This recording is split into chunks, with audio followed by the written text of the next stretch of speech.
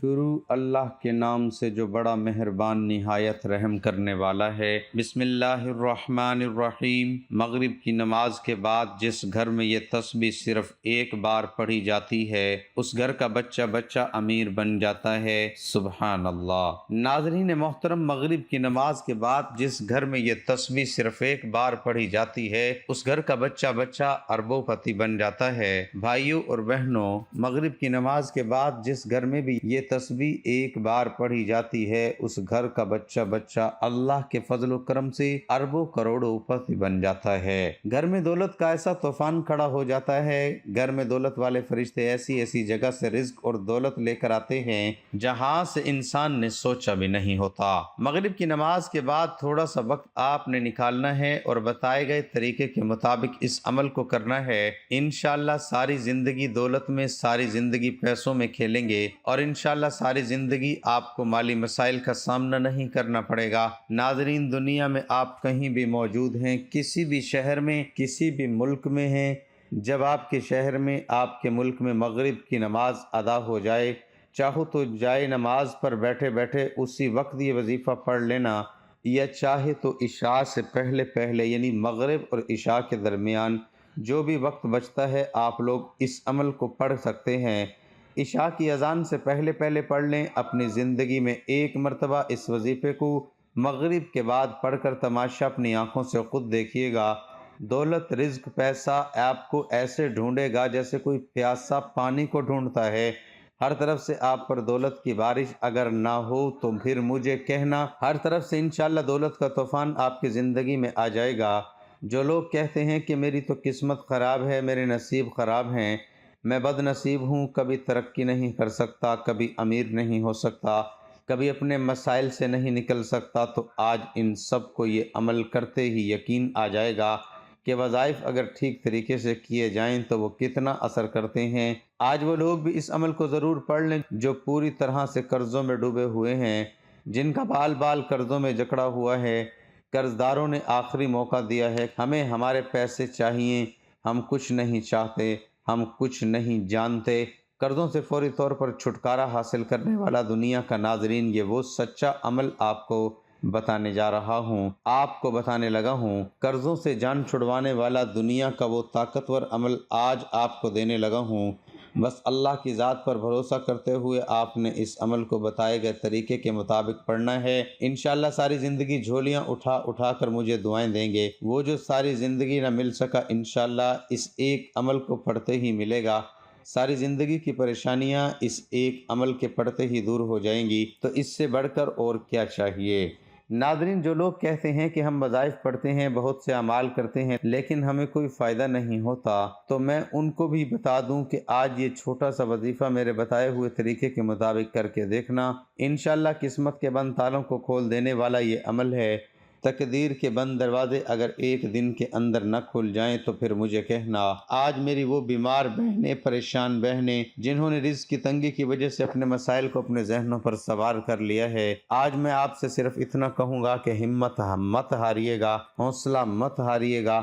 اللہ رب العزت کی ذات پر بھروسہ کرتے ہوئے بتایا ہوا یہ چھوٹا سا عمل پڑھنا اور اپنی بدلتی قسمت کو کھلی آنکھوں سے دیکھنا، یہ عمل کوئی گھنٹوں یا منٹوں بیٹھ کر آپ نے نہیں پڑھنا۔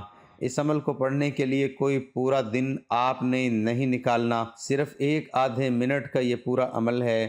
تو ناظرین، اب ہم اس عمل کے بارے میں جان لیتے ہیں، لیکن اس سے پہلے آپ سے گزارش ہے کہ کمنٹ باکس میں اللہ تعالیٰ کے دو صفاتی نام یا رحمانو یا رحیم ضرور لکھ دیجئے، کیونکہ ناظرین جب اللہ کو ان دو صفاتی ناموں سے پکارا جاتا ہے تو اللہ کی رحمت جلال میں آ جاتی ہے، اور پھر اللہ سے انسان جو کچھ مانگتا ہے اللہ اسے عطا فرما دیتا ہے۔ لہٰذا آپ لوگ کمنٹ باکس میں یا رحمانو یا رحیمو ضرور لکھ دیجئے گا تاکہ خیر و برکت ہو۔ محترم ناظرین، وقت ہمیشہ ایک سا نہیں رہتا، بالکل اسی طرح حالات چاہے اچھے ہوں یا برے کبھی ایک سے نہیں رہتے۔ یہ وقت بڑا ظالم ہوتا ہے، کسی چھوٹے بڑے بادشاہ، فقیر، امیر، غریب، عہدیدار، آفیسر، ذمہ دار یا چوکیدار کسی کا بھی خیال نہیں کرتا، سب کو اپنے پیروں تلے روند چلا جاتا ہے۔ کبھی عروج سے زوال کا سفر تو کبھی زوال سے عروج کا سفر، سب زندگی کا خاصہ ہے۔ یہ زندگی نہ جانے کیا کیا رنگ دکھاتی ہے،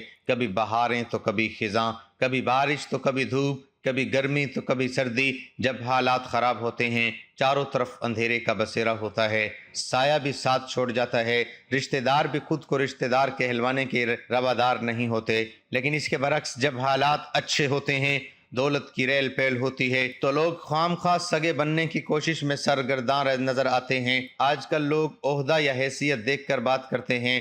اگر شو میں قسمت کوئی اچھا عہدہ مل جائے، مراد مل جائیں، تو خود کا بھی دماغ آسمان پر پہنچ جاتا ہے۔ اس کے ساتھ ساتھ اس عہدے کی کرامات کی وجہ سے تعلقات اور جان پہچان بنتی چلی جاتی ہے۔ لوگ اس عہدے کی وجہ سے چاپلوسی کرتے ہیں، نہ صرف آگے پیچھے پھرتے ہیں بلکہ ہاں میں ہاں ملاتے ہیں اور تعریفوں کے پل بھی باندھ دیتے ہیں۔ ماتحتوں کی لائن لگی ہوتی ہے جو حکم بجا لانے کے لیے بے تاب نظر آتے ہیں۔ ایسا زندگی کے ہر شعبے میں بھی ایسا ہوتا ہے کہ کرسی کو سلام کیا جاتا ہے، جس کی کرسی اس کا راج۔ جب اللہ اختیارات سے نوازتا ہے تو کچھ لوگ اس عنایت پر اللہ کے شکر گزار بندے بن جاتے ہیں، جبکہ بیشتر لوگوں کی گردن میں سریا آ جاتا ہے۔ وہ خود کو زمین کا خدا سمجھنے لگتے ہیں اور بھول جاتے ہیں کہ وقت ایک سا نہیں رہتا اور ہر عروج کو زوال حاصل ہے۔ اکثر لوگ زندگی کی زبان سیکھے بغیر زندگی کی کتاب پڑھنا شروع کر دیتے ہیں۔ یہاں زندگی کی زبان سے مراد زندگی گزارنے کا فن، زندگی کے گہرے رازوں سے آشنائی، قوانین فطرت کو جاننا اور استعمال میں لانا۔ اللہ تعالیٰ نے اس کائنات کا نظام بنایا ہی ایسا ہے کہ یہاں زندگی کا سفر کبھی ہموار راستوں پر طے نہیں ہوتا، بلکہ اس میں کئی نشیب و فراز اور دشوار گزار گھاٹیاں اور راستے آتے ہیں۔ کبھی بلندیوں پر چڑھنا ہوتا ہے اور کبھی ڈھلوانوں کی طرف اترتا ہوتا ہے۔ الغرض زندگی کے سفر میں کئی قسم کی رکاوٹیں اور دشواریاں ہوتی ہیں، جن سے کامیابی سے گزر ہی کر منزل پر پہنچنا نصیب ہوتا ہے۔ اب جو شخص زندگی کے قوانین سے واقف ہوگا وہ ہر موقع پر بہترین طرز عمل اختیار کرتے ہوئے مشکل مرحلے سے گزر جائے گا، لیکن جو شخص زندگی کے ضابطوں کو نہیں جانتا اس کے لیے مشکل حالات ہیں۔ درست طرز عمل اختیار کرنا مشکل ہوگا اور اس طرح غلط روش اختیار کرتے ہوئے آپ کو ناکامی میں ہمکنار کر لے گا اور مایوسی بے یقینی میں مبتلا ہو کر اپنی محرومیوں میں مزید اضافہ کرتا چلا جائے گا۔ منظر غائر دیکھا جائے تو لوگوں کا بہت بڑا اکثریت جو ناکام زندگی گزار رہی ہے، اس کی بڑی وجہ یہی ہے کہ وہ زندگیوں کے قوانین کو جانے اور سمجھے بغیر زندگی گزار رہے ہیں۔ زندگی کے ان قوانین کا سب سے بڑا منبع اور سرچشمہ قرآن مجید ہے، جو حکمت و دانائی کے گہرے رازوں کا خزانہ ہے اور جس کا علم یقینی، قطعی اور حتمی ہے۔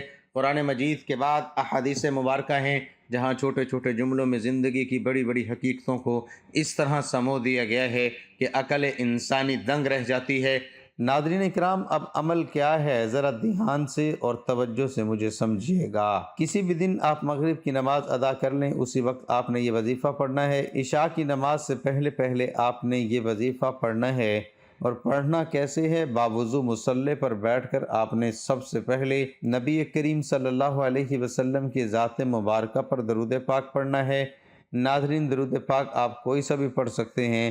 آپ چاہیں تو آسان اور مختصر سا درود صلی اللہ علیہ وسلم یا صلی اللہ علی محمد پڑھ لیں، لیکن ناظرین یاد رکھیے کہ اگر آپ درود پاک پڑھتے ہیں تو یہ فضیلت اور ثواب میں سب سے زیادہ ہے۔ ہمارے پیارے آقا صلی اللہ علیہ وسلم بھی تمام درودوں میں درود ابراہیمی کو ہی زیادہ محبوب رکھتے تھے۔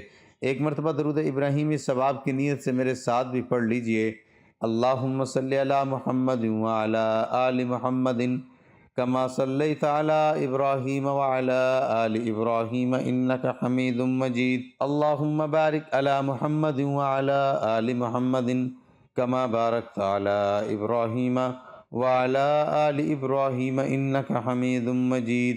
ناظرین، ایک بار درود پاک پڑھتے ہی فوری طور پر آپ نے اپنے مقصد کی نیت کرنی ہے۔ آپ کرائے کے مکان میں رہتے ہیں اور اپنا ذاتی مکان خریدنا چاہتے ہیں تو اس کی نیت کر لیں۔ آپ اپنے بچوں کی شادی کہیں اچھی جگہ کرنا چاہیں تو اس کی نیت کر لیں۔ آپ کے اوپر لاکھوں کروڑوں کا قرض ہے، قرض دار آپ کو پریشان کر رہے ہیں تو آپ یہ نیت کر لیں کہ میرا قرض اتر جائے۔ آپ کی اولاد آپ کا کہا نہیں مانتی، نافرمان اولاد کے لیے پڑھ لیں۔ میاں بیوی میں محبت کی کمی ہے، تڑپنے والی محبت چاہتے ہیں تو اس مقصد کے لیے پڑھ لیں۔ یا پھر آپ کوئی بھی بڑی رقم چاہتے ہیں تو اس کی نیت کر لیں۔ الغرض آپ کا جو بھی مقصد ہے، آپ کی جو بھی حاجت ہے، اس کی نیت کرنے کے بعد آپ نے ایک بار تعوذ اور ایک بار تسمیہ پڑھنا ہے۔ ایک بار اعوذ باللہ من الشیطان الرجیم بسم اللہ الرحمن الرحیم پڑھ کر وظیفے کا آغاز کرنا ہے۔ اور پھر بھائیوں اور بہنوں، سب سے پہلے نمبر پر جو وظیفہ آپ نے پڑھنا ہے وہ وظیفہ بڑے کمال کا اور بڑا مجرب وظیفہ ہے۔ اس وظیفے کو آپ لوگوں نے اپنی زندگی میں بے شمار مرتبہ پڑھا ہوگا، شاید ہی دنیا میں کوئی ایسا شخص ہو جس نے اس وظیفے کو نہ پڑھا ہو۔ بالکل آسان اور سادہ سا وظیفہ ہے، دولت کا بادشاہ وظیفہ ہے، دولت سے گھر کو بھر دینے والا وظیفہ ہے۔ ناظرین، آپ نے پہلے نمبر پر یا اللہ کا وظیفہ کرنا ہے۔ ناظرین، یہ رب کریم کا ذاتی نام ہے، اور جو شخص رب کی ذاتی ناموں سے پکارتا ہے تو اللہ فرشتوں سے فرماتا ہے یہ کون ہے جو مجھے پکار رہا ہے؟ فرشتے اس بندے کا نام پیش کرتے ہیں تو اللہ تعالیٰ فرشتوں سے فرماتا ہے اے میرے فرشتوں، جاؤ اس بندے کی حاجت کو پورا کر دو۔ اللہ کے حکم سے فرشتے زمین پر اترتے ہیں اور اس بندے کے لیے خزانے چھوڑ جاتے ہیں۔ اس لیے ناظرین، آج اللہ کو اللہ کے ذاتی نام سے پکار کر جو مانگتا ہے مانگ لو، وہ جو ساری عمر نہ مل سکا انشاءاللہ آج ملے گا۔ ناظرین، یا اللہ کا یہ وظیفہ آپ نے کتنی بار کرنا ہے؟ آپ دائیں ہاتھ کی انگلیوں پر یا تسبیح کے دانوں پر یا اللہ کا یہ وظیفہ صرف 15 بار کریں گے۔ ہمارا اس دنیا میں آنے کا مقصد ہی اللہ رب العزت کو راضی کرنا ہے۔ آج صرف 15 بار یا اللہ پڑھنے سے رب راضی ہو جاتا ہے تو یہ کون سی بڑی بات ہے؟ اور جب آپ سے رب کی ذات راضی ہو جائے گی تو پھر آپ جو مانگیں گی انشاءاللہ آپ کو ملے گا۔ یا اللہ کا یہ وظیفہ عمل آج آپ کی بند قسمت کے تالوں کو انشاءاللہ کھول کر رکھ دے گا، آپ کی زندگی میں خوشیاں لے آئے گا۔ اگر آپ تنگ دست ہیں تو آپ کی تنگ دستیوں کو دور کر دے گا۔ یا اللہ صرف 15 بار پڑھنے کے بعد اب آپ نے دوسرے نمبر پر کون سا وظیفہ پڑھنا ہے؟ ناظرین، اب آپ نے دوسرے نمبر پر یا حکیمو کا وظیفہ پڑھنا ہے۔ یا حکیمو کا مطلب کیا ہے؟ اے حکمت والی ذات، وہ ذات جو آپ کی بے روزگاری کو جانتی ہے، وہ ذات جو آپ کی تنگ دستی کو جانتی ہے، وہ ذات جو آپ کی ہر پریشانی کو جانتی ہے۔ آج یا حکیمو پڑھ کر اپنے سارے مسائل سے جان چھڑوا لو۔ یا حکیمو پڑھنے سے انشاءاللہ آپ کے تمام مسائل راتوں رات حل ہو جائیں گے۔ غیب سے فرشتے آپ کی مدد کو آئیں گے، رزق کی تنگی کا انشاءاللہ ہمیشہ ہمیشہ کے لیے خاتمہ ہو جائے گا۔ آج جو کوئی بھی چاہتا ہے کہ میری ساری پریشانیاں ختم ہو جائیں، میرے پاس غیب سے دولت آ جائے، اگر آپ بھی ایک ایسی زندگی کا آغاز کرنا چاہتے ہیں جس میں نہ کبھی کسی کے سامنے جھکنا پڑے، نہ کبھی کسی کے سامنے ہاتھ پھیلانے پڑیں، تو آج دوسرے نمبر پر یا حکیمو کا یہ وظیفہ کر کے دیکھیے۔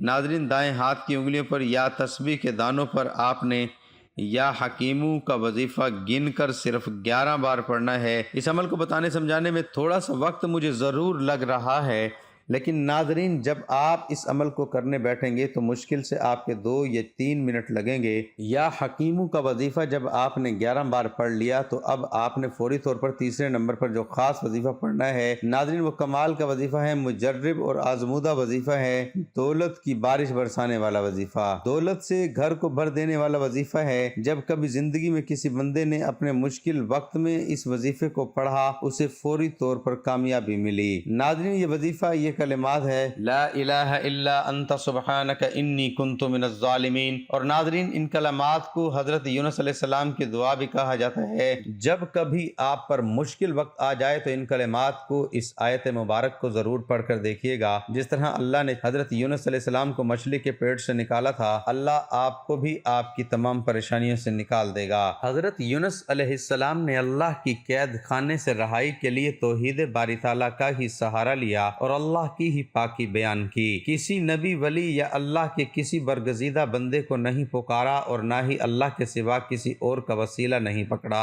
حضرت یونس علیہ السلام نے کہا لا الہ الا انت، یعنی لا الہ الا اللہ، جو کہ کلمہ توحید ہے، اور کہا سبحانک، یعنی سبحان اللہ، جو کہ اللہ تعالیٰ کی تعریف ہے، اور پھر انی کنت من الظالمین، اپنے غلطیوں کا اقرار و اعتراف ان لفظوں میں کیا کہ بے شک میں اپنے نفس پر ظلم کرنے والوں میں سے ہوں۔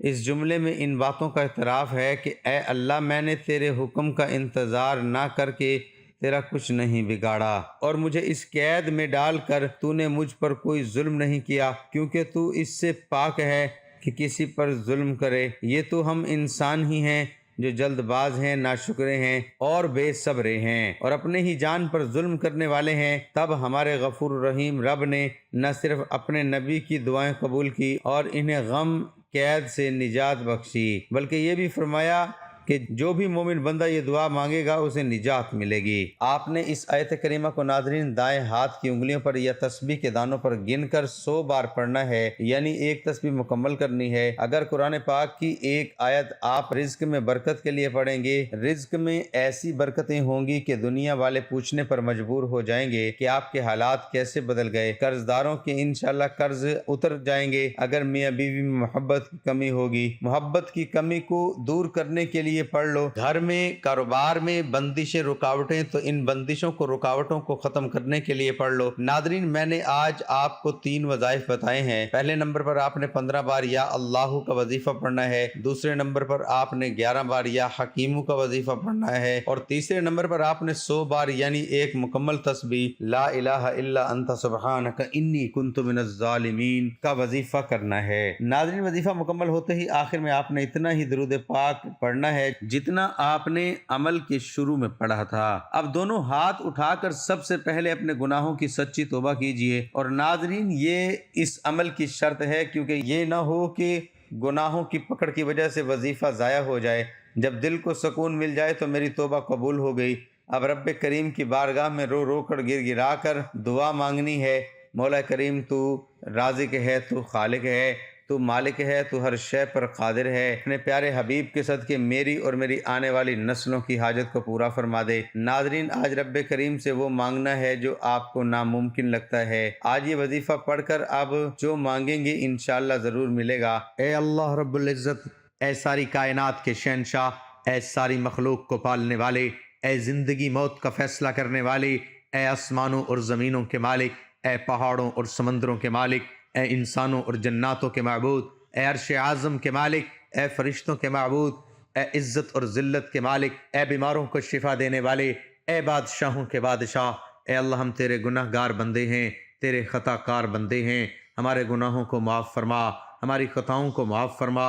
اے اللہ ہم اپنے اگلے پچھلے صغیرہ کبیرہ سبھی گناہوں، خطاؤں اور نافرمانیوں کی معافی مانگتے ہیں۔ اے اللہ رب العزت، ہم اپنے گناہوں سے توبہ کرتے ہیں، ہماری توبہ قبول فرما۔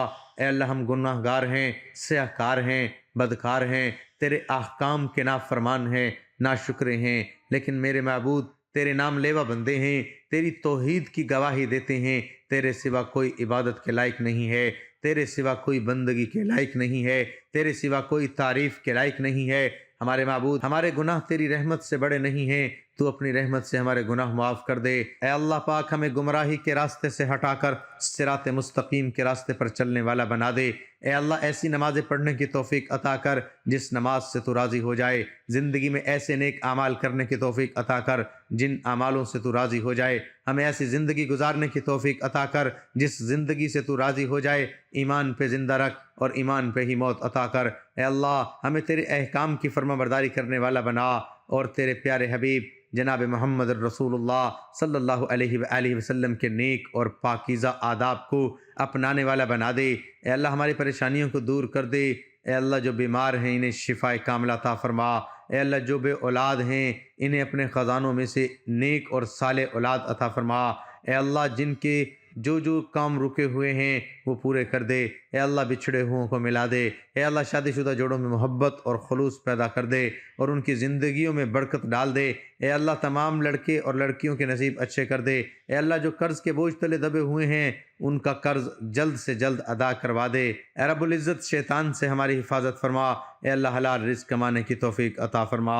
ناظرین، آپ لوگ بھی کمنٹ باکس میں ایک بار خلوص دل، خلوص نیت کے ساتھ آمین ضرور لکھ دیجئے۔ کیا پتہ کسی کی آمین سے کس کی تقدیر بدل جائے، کسی کی بگڑی بن جائے۔ اللہ پاک آپ سب کا حامی و ناصر ہو، آمین۔ السلام علیکم ورحمۃ اللہ۔